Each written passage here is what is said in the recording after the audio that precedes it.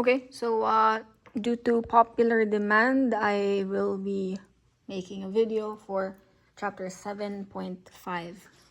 Okay, so first, I'll just talk about certain vocabulary terms, concepts that you should be somehow familiar with at this point, and that would be discrete and continuous variables or data. Okay, now your book gives you examples about what continuous data would be like. So these are the things that can be measured, such as height, weight, time, whereas discrete would be countable things or countable objects. And another way to think about that is continuous can be a range of values. So you can have decimals, right? It can range from, let's say, 12.1, 12.2, 12.226, so on and so forth. There's really an infinite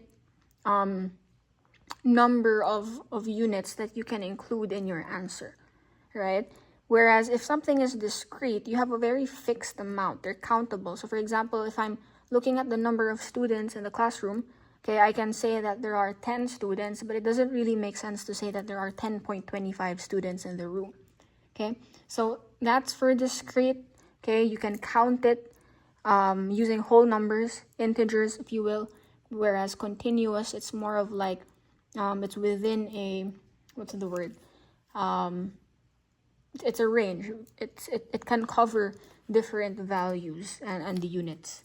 Okay, so we had this discussion in class. What about shoe size? Is shoe size discrete or continuous? Well, it is discrete because yes, given that you have half shoe sizes, but that's all, right? There's nothing less than half. So for example, either my shoe size is 8, 8.5, 9, 9.5. It only goes by 0.5 and it's discrete in that sense. There's no 8.25 shoe size. So, just because there are decimals, it really also depends on the context. Are those decimal values fixed? And are you saying that, with the decimal value, I can't get anything else in between them? In that case, like the shoe sizes, your variables would be discrete. Okay. Anyway, so moving on, we have on page 338, we have various definitions here. Okay, I'll just show you the textbook as your reference. Okay, so here are a few definitions. Now, later on, in the examples in particular, you need to be familiar with how the tables will be presented under this topic.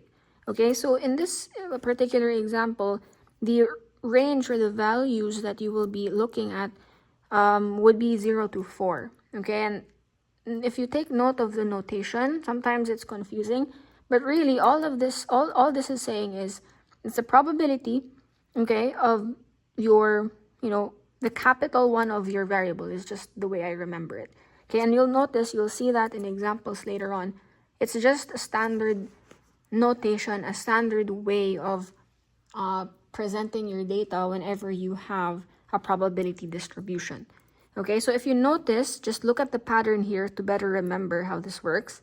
Whatever your variable is, so in this case it's lowercase x, whenever you're creating the second row, you put capital P because that stands for probability. Okay, and in parentheses, you just get the capital letter of that variable equals that variable. Okay, so if this were to be lowercase a, this would be capital A equals lowercase a.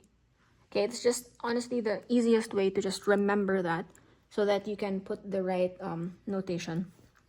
Okay, and then moving on, we have a discrete probability distribution. As the definition explains, it is the set of all possible values of a discrete random variable, which is a subset of z together with their corresponding probabilities. By the way, in case you forgot or you're not aware, if ever you see this weird looking z, this just stands for integers. Okay, if you see the one with an r like this somehow, this stands for your real numbers. Okay, and then later on, if ever you do see a plus sign, for example, that just means I'm focusing on my positive integers. And then if you see, I don't know, a negative sign, that means I'm just looking at the negative numbers. And then we also have natural numbers. Okay, and then there's this entire debate as to whether natural numbers should include 0 or not. Okay, but that's a lot of mathematicians are arguing about that. But anyhow, so that's what a discrete probability distribution is, as I just defined. Now, a discrete probability distribution function here, okay, this is kind of what I was explaining to you earlier. It's assigning to each value the random variable to its corresponding probability. So, again, from the word function, you guys learned about functions already, I assume, okay? Because we're dealing with probabilities, it's still a function, that's why, hence the name, but you're expressing it in a slightly different way. And so you're saying that the function of t is also just the probability distribution such that this variable, okay, is equal to the specific value that I'm referring to. Okay, so f of t is commonly referred to by PDF. So whenever I say PDF, I'm referring to a probability distribution function. Okay, all right. So enough of that introduction. Well, I'll explain example 17 in this video, and then example 18 on the next one. Okay. All right, example 17. I have a given function. Okay. There.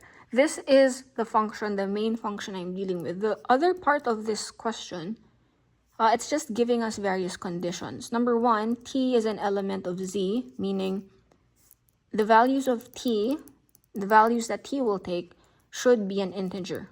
Okay, if you're getting a decimal for t, for instance, that would be wrong because t should only be an integer, so a whole number, if you will. Okay, another condition is that t has to be between 3 and 7, or it ranges from 3 to 7. Okay. So if you see a problem like this is the main function you're really concerned with, but this other part is just giving you the conditions for what values t might take.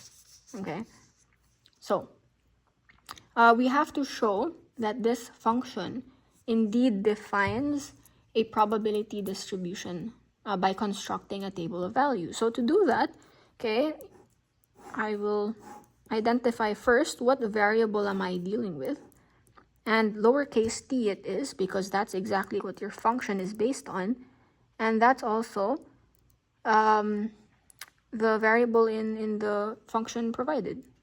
Okay, and then because this is a function of this, I can just go ahead and put ft here, right? Because whatever answer I get here, that's what ft will equal. And so t is here, and then the answer ft goes here. Okay. Now, what will I put for t? Well, it depends on what the problem is telling us. It's telling us that t can only go from 3 to 7. Hence, the values I will put will only be from 3 to 7. Okay. Why didn't I include 0, 1, 2, or why didn't I put 8, 9, 10? Again, because it has to be based off of the rule and the conditions they're giving me. Okay, and then after that, it's mere substitution. All I have to do is input these values into the rule.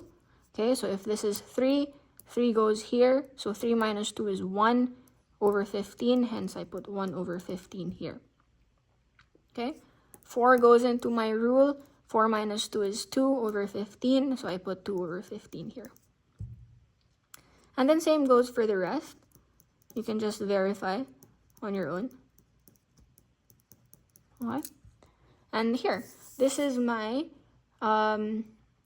probability distribution through a table of values. Now your book goes ahead and checks it, and you can do the same.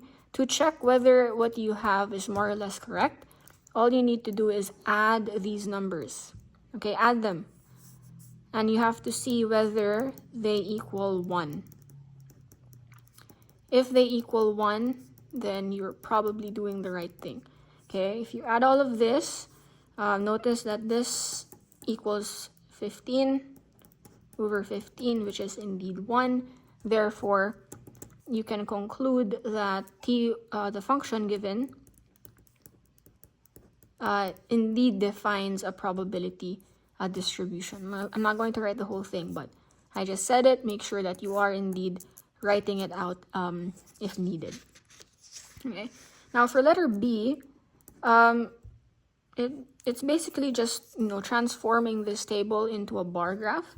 So rule of thumb, the first row that corresponds to your x-axis, okay, and then this second part, the second row corresponds to your y-axis, but the label you'll put for the y-axis will be ft, and then just make sure to put the p parenthesis capital T equals lowercase t. This is just standard. Okay, once you get used to it, you'll just write it and then you'll get used to it. Okay, so my allowable values for t were 3, 4, 5, 6, 7. Okay, and then your book goes ahead and labels the y-axis by converting these into decimals. Okay, and you can just refer to your book for this one, but you should have more or less a bar graph that looks like this. Okay, so obviously this isn't accurate, but you may refer to your textbook for a more accurate depiction. Okay, make sure that you are following instructions. It told us to create a bar chart. Okay, so make sure that you are putting spaces in between your bars, or else that will look like a histogram. Okay, so that is for example 17. I'll talk about the other examples in the following videos.